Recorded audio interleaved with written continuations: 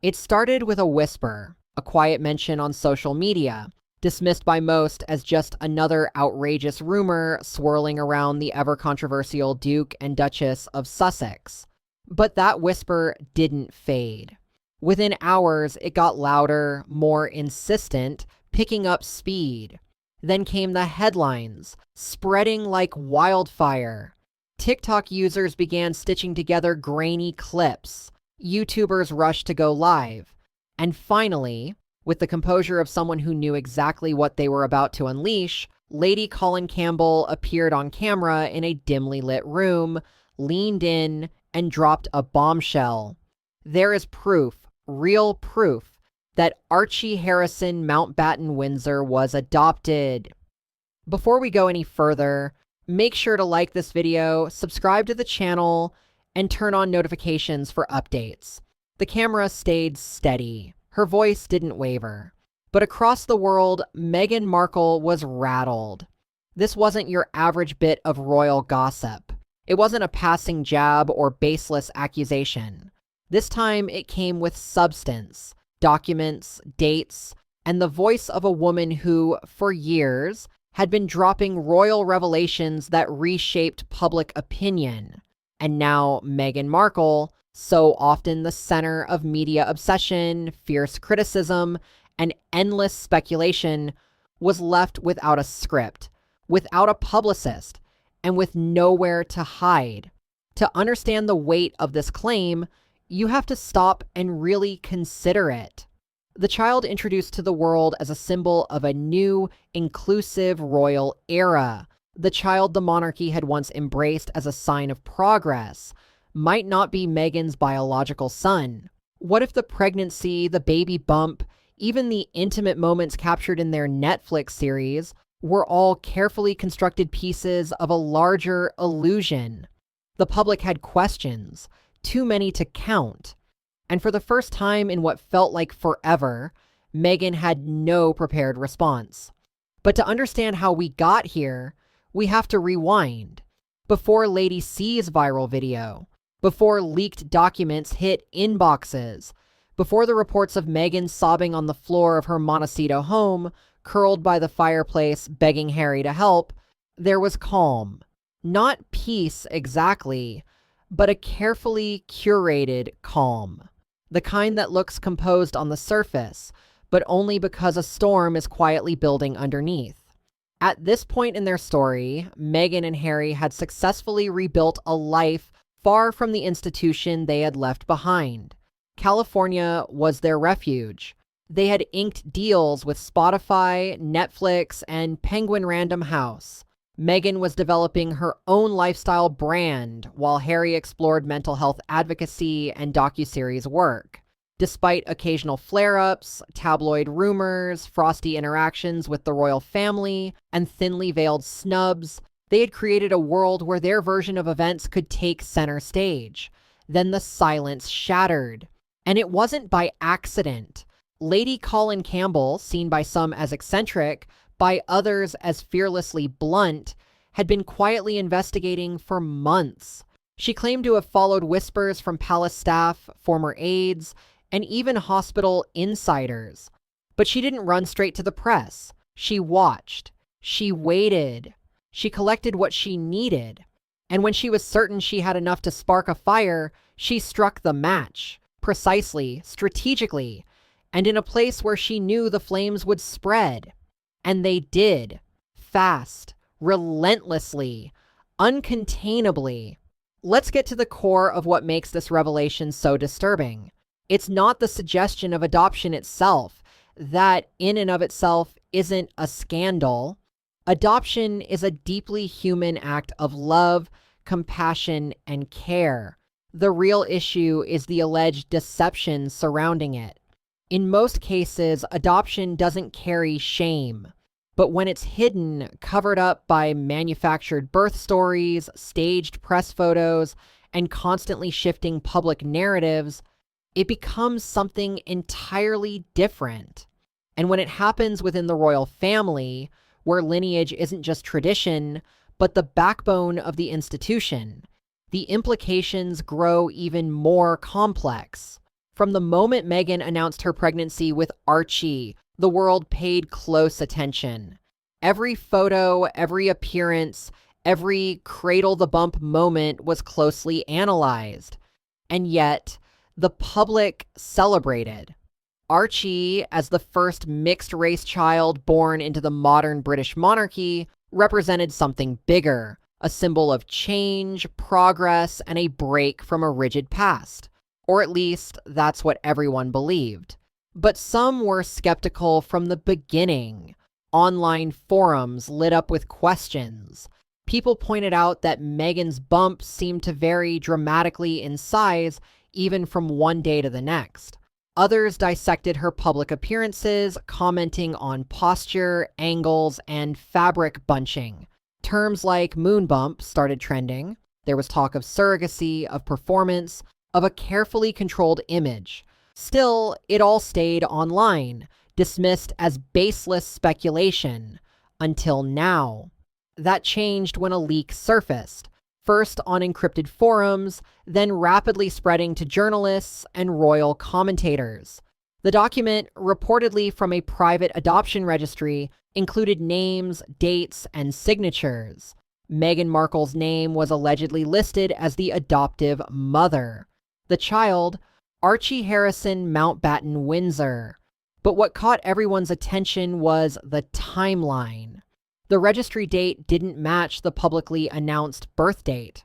While the document hasn't been independently verified, Lady Colin Campbell's delivery left little ambiguity. She claimed the paperwork had been reviewed by legal experts and confirmed by sources linked to the hospital where Archie was supposedly born. She described a secretive arrangement from early 2019, one involving an American surrogate and airtight legal agreements. And then came the inevitable questions. Why keep this a secret? Why present a pregnancy that wasn't real if that's what truly happened? What could possibly be at stake to justify an illusion that elaborate? Answers have been slow, if they come at all. Harry and Meghan's team refused to comment. Royal spokespeople declined to even acknowledge the leak, but according to insiders behind the scenes told a very different story. A longtime Montecito neighbor reported that Meghan hadn't been seen in days after the story broke. A staff member, speaking anonymously, described the atmosphere inside their home as tense and emotionally volatile. One detail stood out. Meghan wasn't devastated because of guilt. She felt betrayed. Someone on the inside leaked it to Lady C, the source claimed, and Meghan believes she knows exactly who. The story had now evolved into something far bigger than questions about adoption. It became a story about control, trust, power, and the high price of global visibility. Within 48 hours, Meghan Markle went from being a composed public figure rebuilding her brand to a woman facing the public unraveling of what may have been her most carefully protected secret. And for many, her distress wasn't just about being caught. It was about being exposed in a way she could no longer manage or contain. Because at its heart, this is a story about control, about who owns the narrative. Meghan has spent the better part of the last decade fighting to reclaim her story from an unforgiving press, a rigid royal institution, and a judgmental public.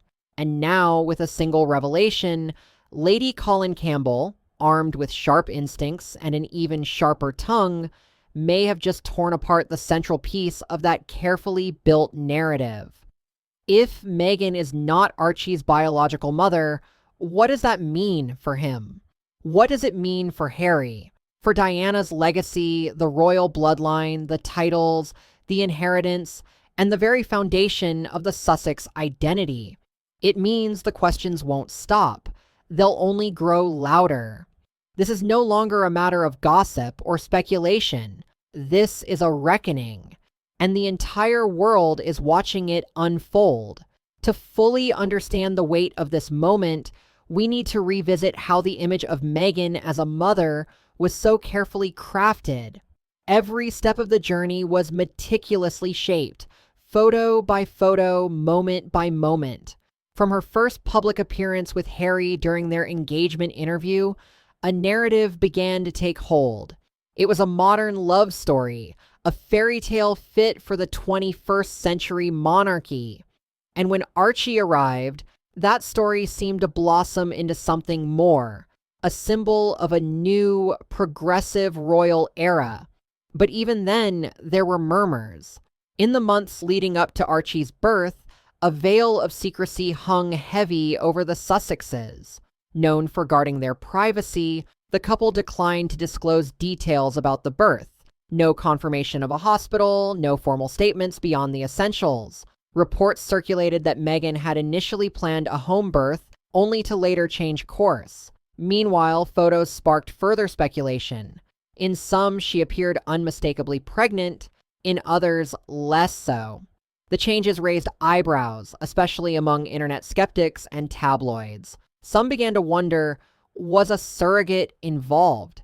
Still, mainstream outlets largely dismissed these questions as baseless conspiracy theories, and the palace, true to form, remained silent.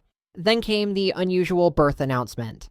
Unlike other royal births, there was no immediate appearance outside the hospital. No smiling couple on the hospital steps. Instead, the news was delayed for several hours. Days later, a tightly controlled photo session was held within the walls of Windsor Castle. Meghan, glowing and composed, stood beside Harry, who cradled their sleeping newborn in a pristine white blanket. The image was serene, carefully presented.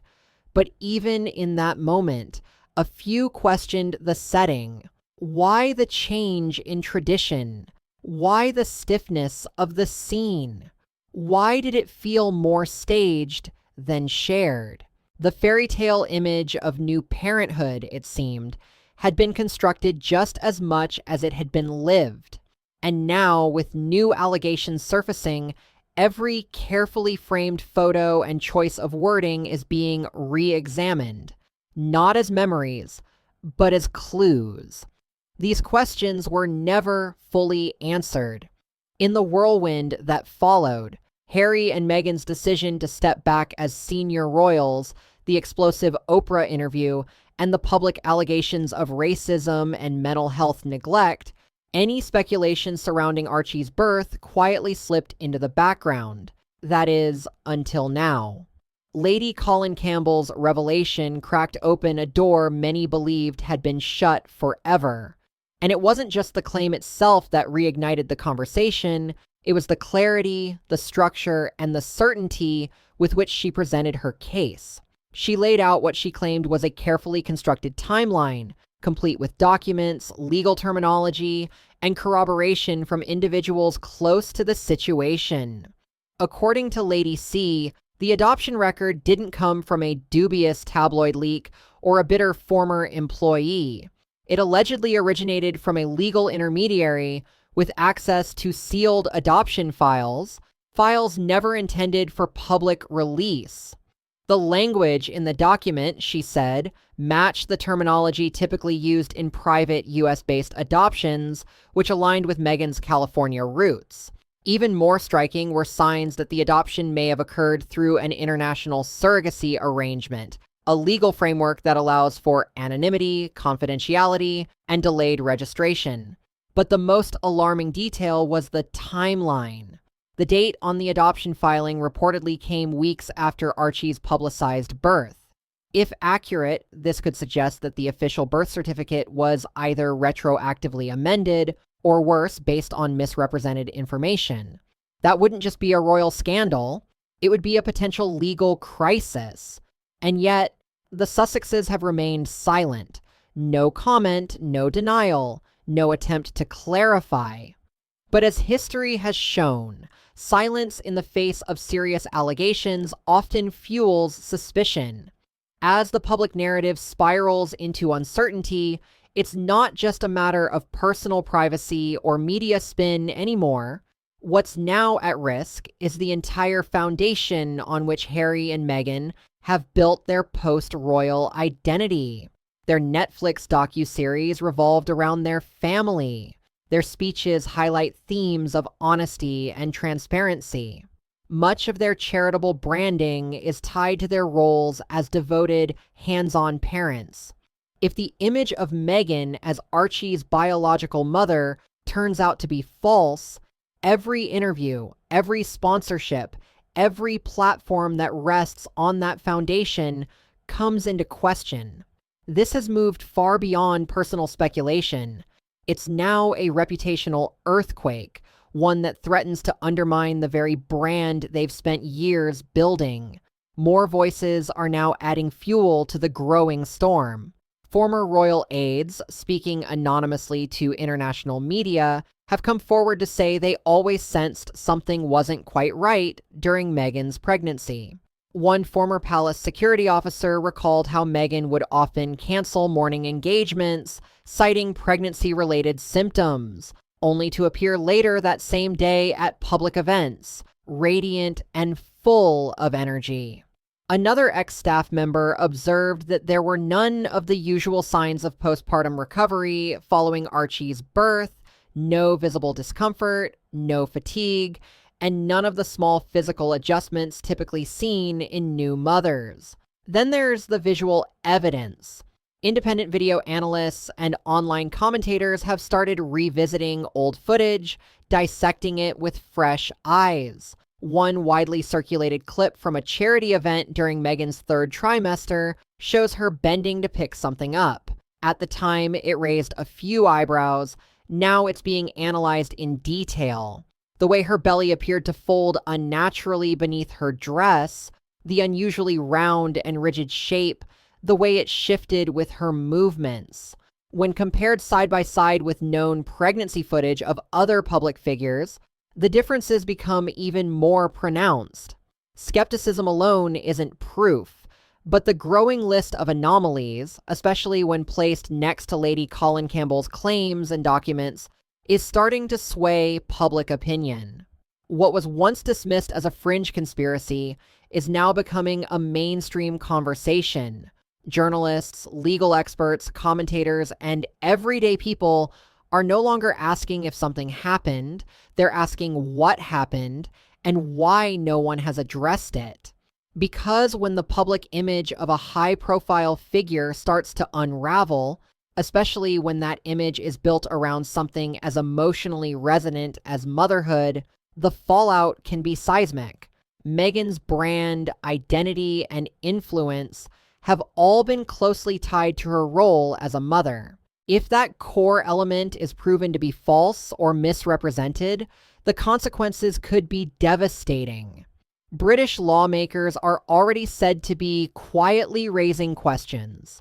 If the details surrounding Archie's birth were inaccurate, what would that mean for his eligibility in the royal line of succession? Would it affect the legitimacy of his titles under the Queen's 2012 letters patent? Could it even lead to the loss of his security protections, taxpayer-funded privileges, or diplomatic status? The implications are enormous. But beyond the politics and legalities, there's an emotional toll as well. Sources close to Meghan say her collapse wasn't rooted in guilt, but in fear. Fear of what would happen if the public turned on her. Fear of losing the admiration she had once earned. Fear of being branded a fraud by the very people who once called her a symbol of change. And for Harry, the pain may cut even deeper. As the son of Princess Diana, a woman who was herself devastated by media betrayal, he may now be watching his wife experience a very similar public fall. The difference this time is that the secrecy wasn't forced upon them. It may have come from within. This story isn't just about a revelation, it's about the collapse of an entire narrative. One so tied to public identity, to legacy, and to image that its undoing forces us to ask much larger questions, not just about Meghan Markle, but about the monarchy, about fame, and about how we define truth in an era where perception often replaces fact. And now, one question drowns out the rest. If Meghan Markle isn't Archie's biological mother, what else have we been misled about? If there's one voice outside the palace walls capable of shaking the royal establishment with a single sentence, it's Lady Colin Campbell. To some, she's an eccentric aristocrat with a flair for the dramatic. To others, she's a fearless truth teller, someone with access to information that few dare to reveal. But whether you admire her or dismiss her, one thing remains true. When Lady C speaks, people pay attention. This part of the story doesn't begin with Meghan Markle or the recent leaks surrounding Archie's alleged adoption. It goes back decades to a woman who has always hovered near the edges of royalty, close enough to observe, but far enough to speak freely. Lady Colin Campbell wasn't born into the British aristocracy. Her beginnings were anything but conventional. She was born in Jamaica to a wealthy Lebanese family and was assigned male at birth due to a medical condition. She later underwent corrective surgery and documented her journey in memoirs that were as raw as they were unapologetically honest. Her early life shaped her into someone who refused to conform and never hesitated to call out hypocrisy. Those formative experiences made her impervious to public judgment. She didn't bend to social pressure. She didn't quiet her voice for the sake of etiquette. That same defiant spirit eventually propelled her into the royal spotlight. In 1992, she published Diana in Private, a biography that caused a media firestorm. At the time, the idea of publicly exposing Princess Diana's personal battles, especially her struggle with bulimia and her troubled marriage, was considered taboo. The palace dismissed the book. Critics labeled it speculative, even cruel. But within months, much of what she wrote was verified. When Diana's own interviews and recordings surfaced, echoing Lady C's revelations, public perception shifted. She was no longer seen as a troublemaker. She was someone with access, someone who had clearly been telling the truth. Since then, Lady Colin Campbell has remained an unrelenting voice in the world of royal commentary.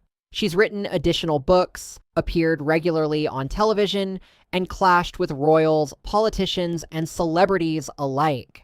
She cultivated a reputation for being outrageous, yet strangely accurate.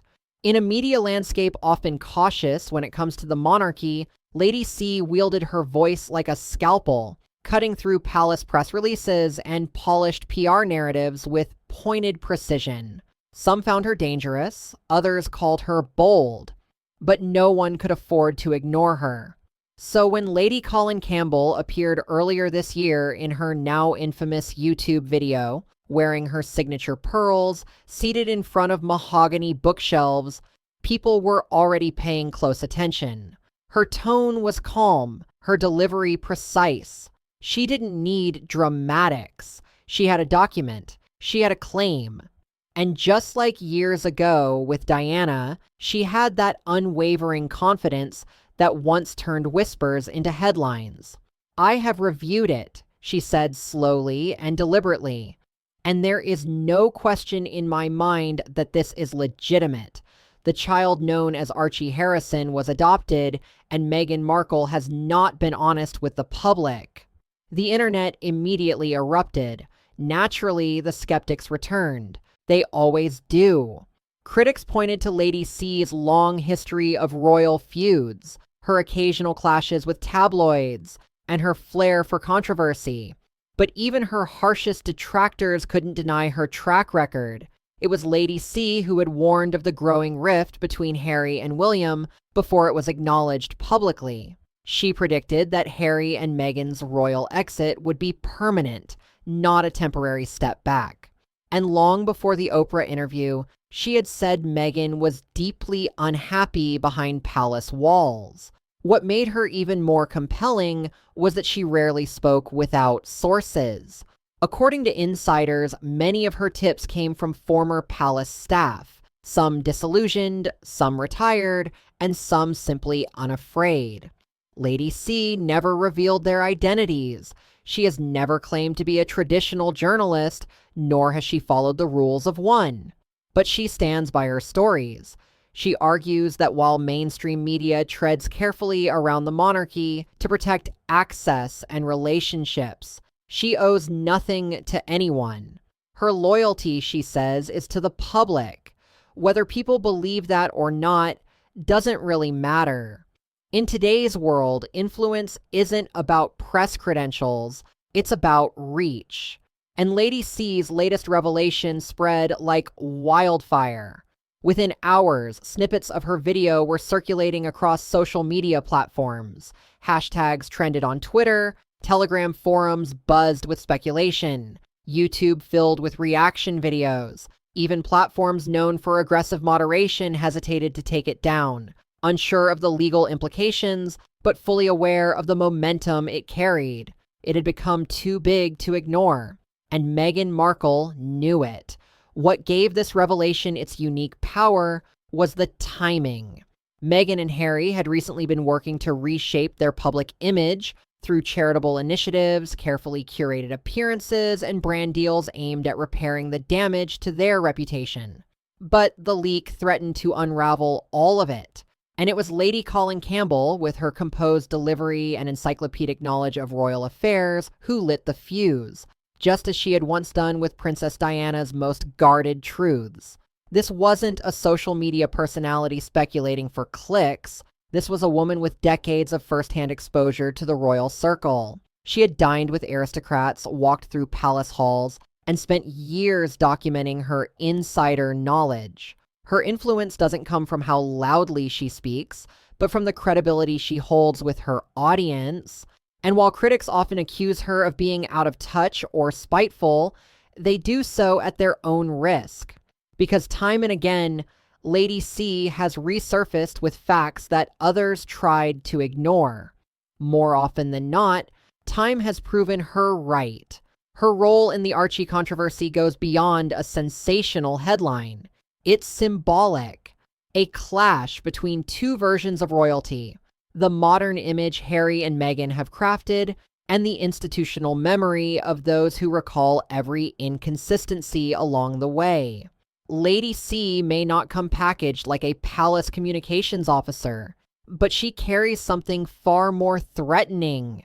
She has nothing to lose. And in a world obsessed with narrative control, that kind of freedom is dangerous. As debate around the adoption story continues, it's Lady C's voice that continues to rise above the noise. She's promised there's more to come. More documents, more testimonies, more timelines that haven't yet been shared. And if her history is any guide, she won't stop until she's told the entire story, as she sees it. Because for Lady C, this isn't just about Meghan Markle. It's about legacy. It's about power. And it's a warning to the world's most scrutinized family. No secret stays buried forever. This is the world Meghan now inhabits. A world where influence is currency and people like Lady C hold deep reserves. As the public waits for the next shoe to drop, the growing sense is clear. This story isn't wrapping up. It's just getting started. It didn't start with a dramatic reveal. It started with a whisper, an anonymous post buried deep within an obscure online forum, the kind of place more known for outlandish theories than credible information. But this post stood out. There were no wild accusations, no broken grammar, no clickbait headlines. It was direct, composed, and unsettlingly precise. And unlike most internet rumors, this one came with something tangible, what appeared to be official documentation. The post went live at exactly 3:13 a.m. GMT. Its title was straightforward: Adoption Certificate, Archie Harrison, MW, no introduction, no backstory, just a downloadable link, a brief disclaimer about anonymity, and a single chilling sentence: let the world see what it's been forbidden to know. Initially, it drew little attention, but within half an hour, the file had been downloaded more than 800 times. Within 2 hours, it was spreading rapidly through Telegram channels, Reddit threads, and private Discord communities focused on royal affairs. By the time London woke up, the document had landed in the inboxes of journalists, influencers, and even elected officials. And by the time Lady Colin Campbell released her now viral video, the document was already being pored over by legal experts and curious sleuths alike.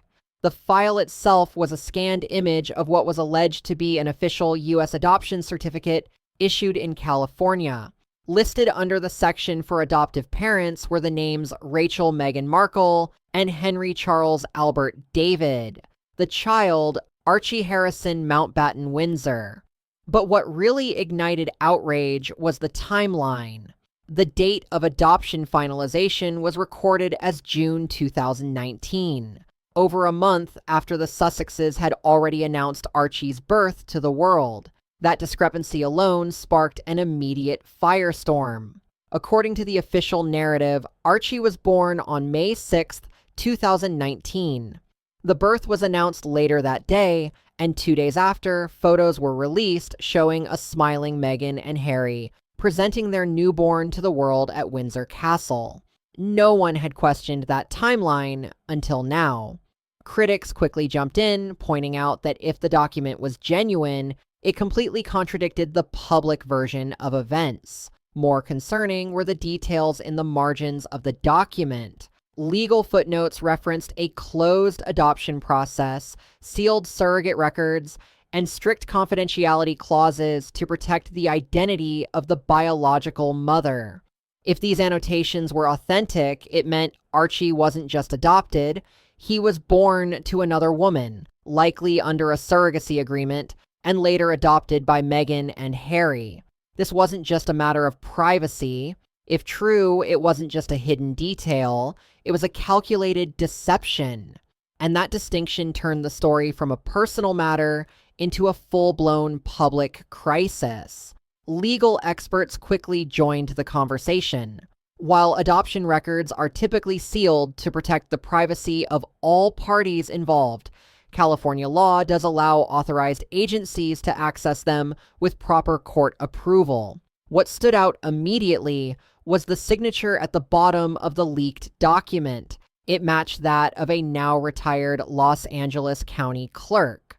Several independent analysts confirmed that the formatting and language used in the file were consistent with official California adoption forms from 2019. Still, no one could verify the document's authenticity with absolute certainty. And the only people who could, Harry and Meghan, remained silent. That silence spoke volumes. In cases involving false or forged documents, the response is usually swift and forceful. Legal teams file cease and desist letters. Social media platforms are contacted to remove unauthorized materials. Trusted outlets issue corrections or denials. But in this case, none of that happened. The Sussexes' legal team, known for being aggressive in confronting misinformation, issued no response. There was no denial, no request for retraction, no legal warning. For those familiar with their usual tactics, the lack of any action was louder than words. Within a day, major media organizations were split in their approach. Some cautiously reported on the leak, making it clear they couldn't verify the document's legitimacy. Others avoided the story altogether, citing privacy laws and journalistic ethics. But behind closed doors, reporters weren't ignoring it. Investigative journalists quietly began chasing leads. The document had done what few things could. It pushed even the most hesitant editors into motion. A senior journalist at a well-known British newspaper, speaking off the record, admitted that several editorial teams were quietly trying to confirm the leak. "No one wants to be the first to run it," he said, "but no one wants to be the last either."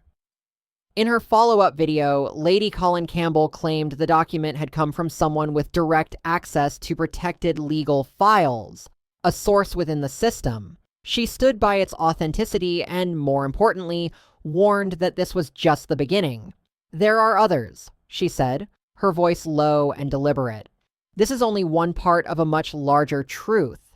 Her statement didn't just intensify the drama, it added a sense of looming escalation to an already charged situation. The public response was instant and explosive. Social media platforms quickly turned into battlegrounds of opinion and outrage.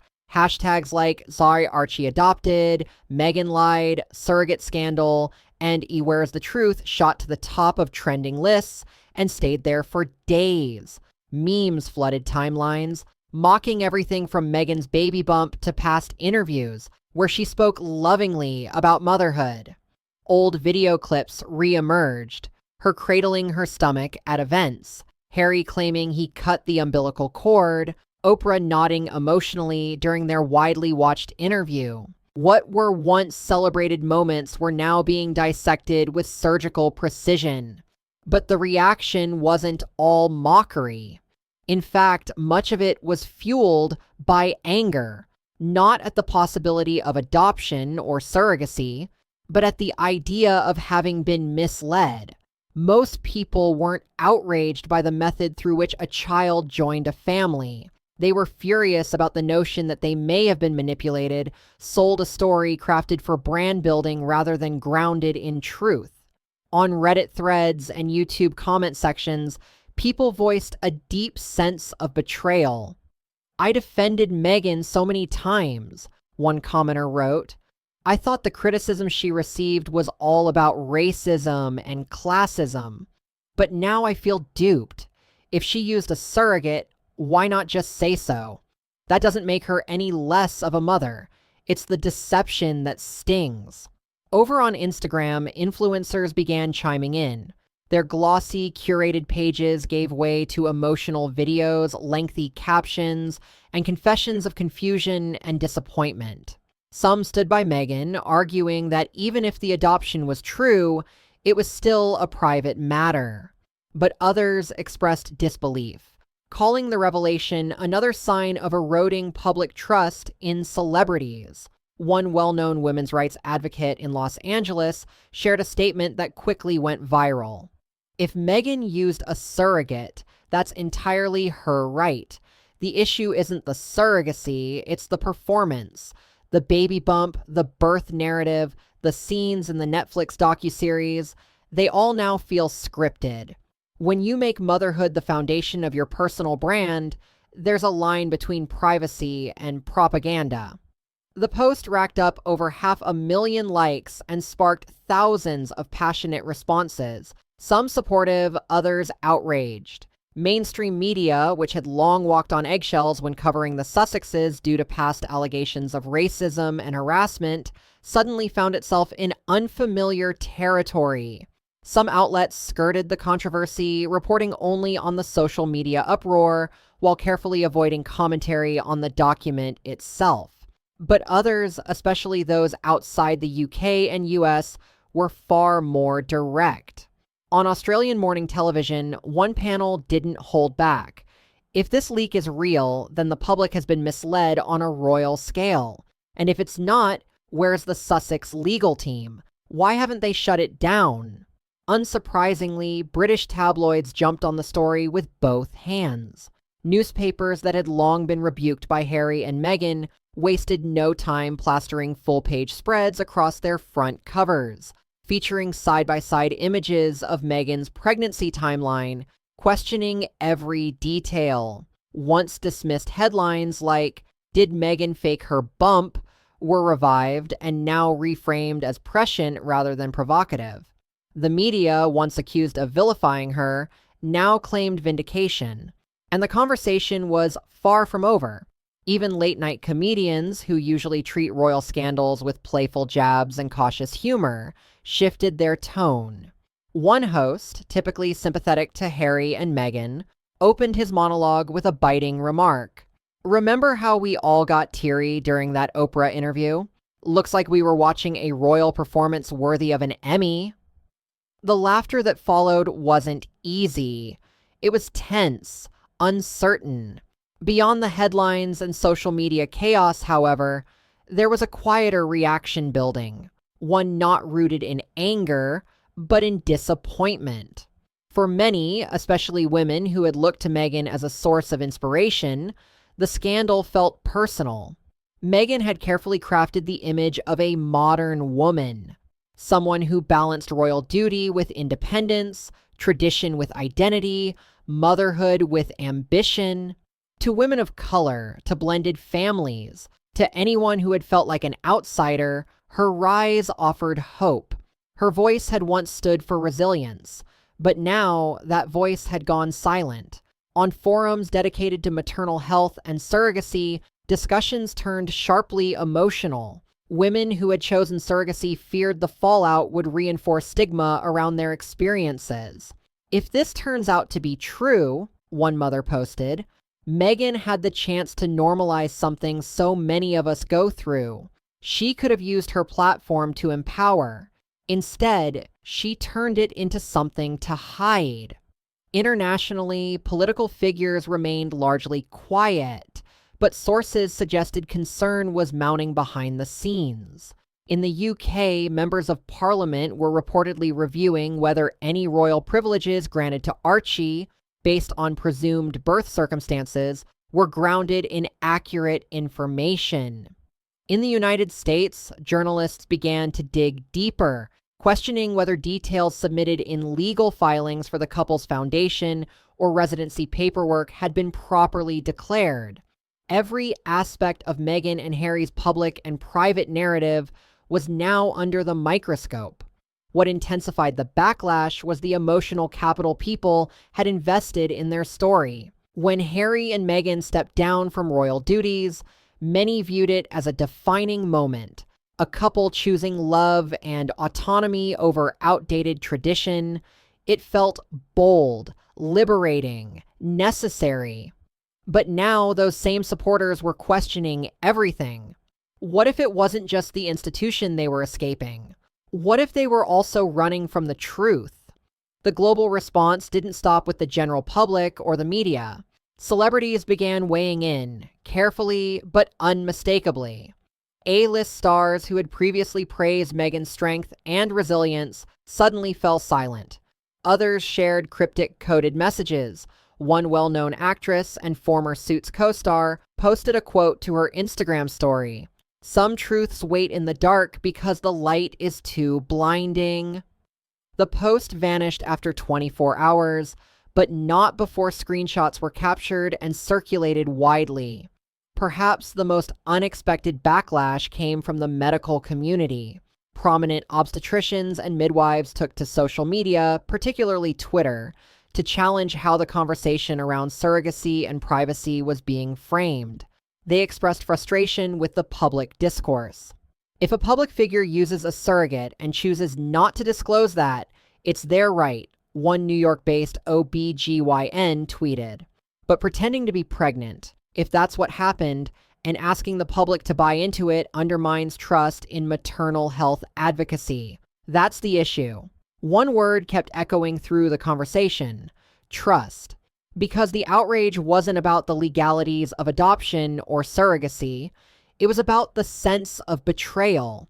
The idea that Meghan may have used public empathy, crafted a narrative of vulnerability, and built her brand around motherhood, possibly based on a fiction, was what stung. And trust, once broken, is incredibly hard to repair. Still, there were those who defended her. Activists reminded people that Meghan had always faced relentless media scrutiny. Feminist voices warned that the scandal could create fear or shame for women who choose surrogacy. A petition even began circulating, demanding that Meghan's children be protected from further media exposure, arguing that regardless of what's true, they deserve dignity and privacy. But even her defenders drew a line. Support didn't mean silence. Even among her most loyal followers, there was a growing sense of confusion and disappointment. One question echoed again and again: if the truth is simple, why hasn't it been shared? By the end of the second week, the tone of the global conversation had shifted from fury to quiet skepticism. The news cycle moved on, but the damage lingered. And in that silence, something deeper settled in: cynicism.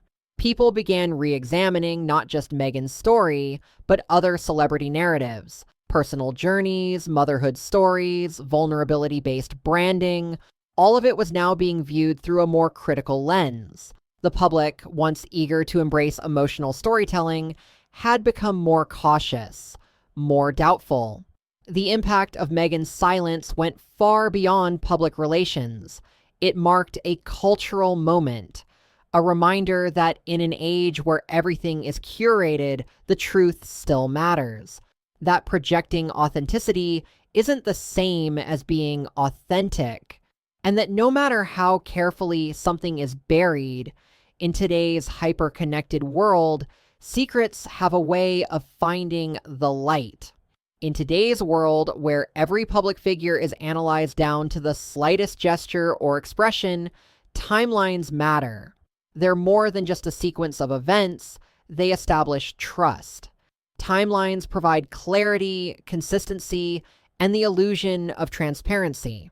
And in Meghan Markle's case, specifically her pregnancy with Archie Harrison Mountbatten Windsor, it wasn't just the story that people questioned, it was the timeline, or more precisely, the growing inconsistencies within it that began to chip away at the polished image she and Harry had carefully constructed.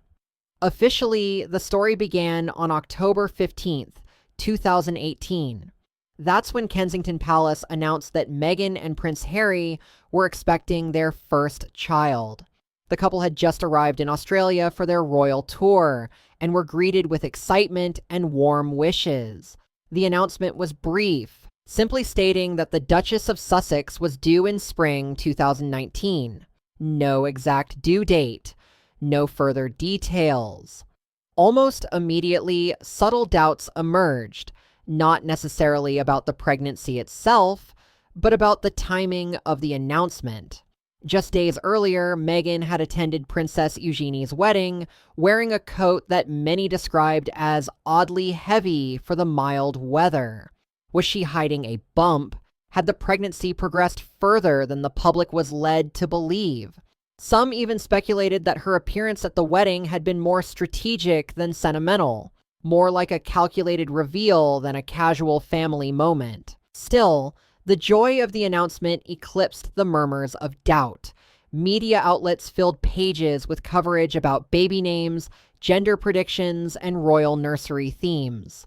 Meghan, radiant and composed, seemed to embrace the role of mother-to-be, with all the public grace expected of a royal. But soon, people began to notice that things didn't quite add up. As the months went on, her public appearances drew attention for reasons beyond her outfits.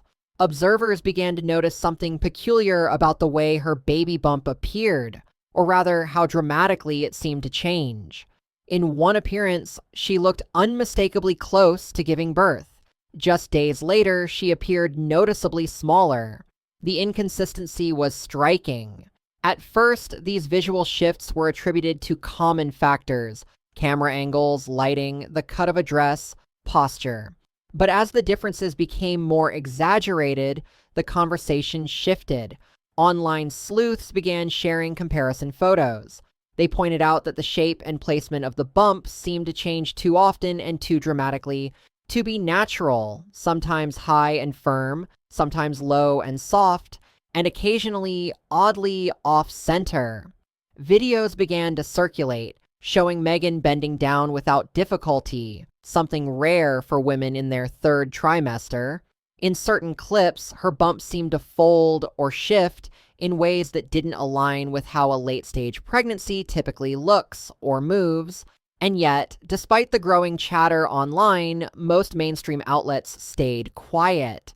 Whenever these questions were raised on social media, they were swiftly dismissed as conspiracy theories or thinly veiled misogyny.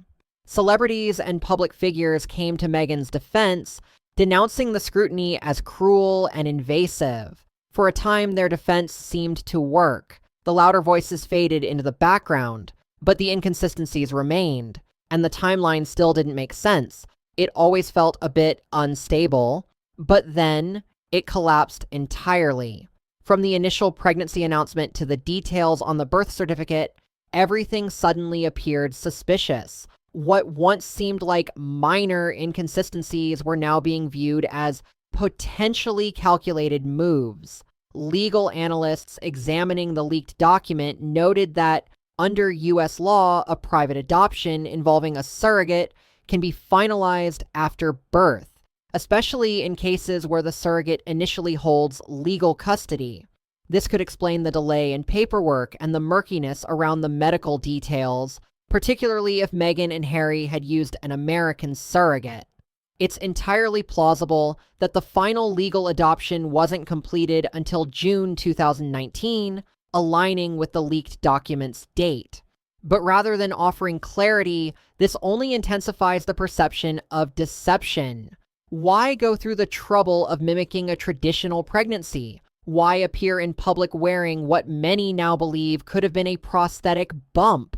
Why obscure the due date, conceal hospital details, and present staged photo ops?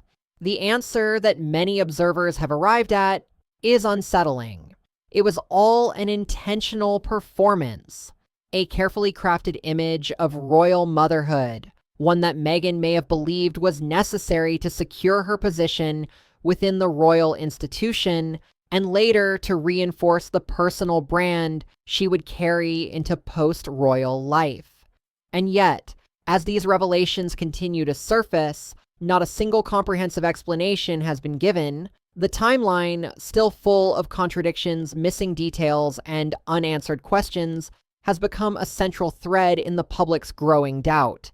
It doesn't just suggest secrecy, it implies something more orchestrated. Because in the end, time doesn't lie. And when the timeline begins to fall apart, the truth has a way of revealing itself, no matter how carefully it's been hidden. Surrogacy, once a taboo topic, has increasingly been embraced in modern society as a compassionate path for families facing fertility challenges. Celebrities like Sarah Jessica Parker, Kim Kardashian, and Nicole Kidman have helped lead the cultural shift, sharing their surrogacy experiences publicly, breaking down stigmas, and changing how non-traditional pregnancies are viewed.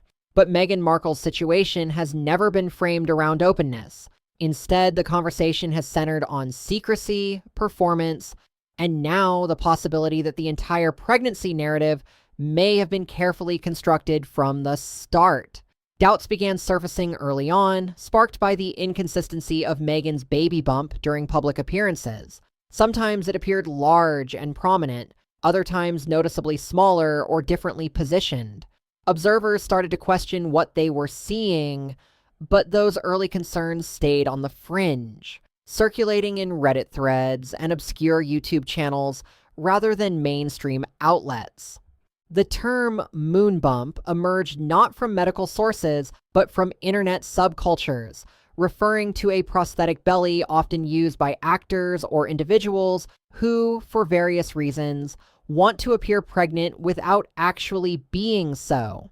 Speculation suggested that Meghan may have used such a device during public outings, especially given how her bump appeared to change shape and position in ways that didn't align with typical pregnancy progression. Videos quickly became focal points for these theories, clips showing her crouching gracefully in heels while heavily pregnant, footage of the bump flattening when she sat down or shifting noticeably as she walked. In one widely dissected video from a charity appearance, Meghan bends to pick something up, and the camera catches what appears to be her abdomen folding unnaturally, forming a sharp crease that doesn't match the expected firmness of a third trimester pregnancy. The video was slowed, zoomed, and examined frame by frame. For many, it was the first moment they began to truly question the story they'd been told. Back then, mainstream media dismissed the speculation as cruel, misogynistic, and in some cases, racially charged. And to be fair, much of the early online commentary crossed lines into outright mockery. But with the resurfacing of the alleged adoption document, more people are revisiting those old videos and photographs, not as fringe conspiracy fodder, but as potential evidence worth reconsidering. And the red flags aren't just visual. Meghan and Harry's controlled media presence throughout the pregnancy also raised eyebrows. Meghan gave very few interviews, and when she did speak about being pregnant, her comments were emotional, but often vague. Their Netflix docuseries mentioned the pregnancy only briefly and didn't offer much in terms of timeline or medical detail. Meghan spoke about the emotional strain of being in the spotlight, but made no reference to doctors, birth plans, or hospital visits. Harry, too, talked about fatherhood in broad strokes, focused on feelings, but offering few specifics. In a culture where celebrity pregnancies are typically shared in granular detail, down to ultrasound photos, gender reveals, and baby shower themes, the lack of transparency from the Sussexes stood out. And it wasn't just privacy. It felt deliberate, controlled. And in that carefully constructed silence, doubt began to grow. As speculation about surrogacy began gaining wider attention, Meghan's defenders were quick to respond. They argued rightly that no woman should be pressured into sharing deeply personal medical information, especially someone under the level of scrutiny Meghan faced. They maintained that she had every right to keep her birth plan and health decisions private, and that public curiosity does not entitle the public to intimate details. That argument still holds weight. But the situation becomes more complicated when the issue shifts from privacy to fabrication, when the suggestion isn't just that Meghan withheld information, but that she may have gone to great lengths to present a false image of pregnancy. If she did use a surrogate, the logical question is, why not be honest about it? The likely answer comes down to optics. Within the royal family, lineage matters. The line of succession is determined by bloodline, not emotional ties or intent to parent.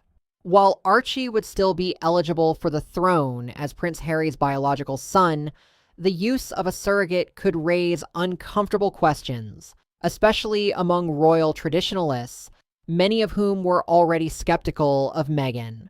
The image of a mixed-race American duchess giving birth to a royal child was powerful. It represented progress, a symbol of modernity within an age-old institution.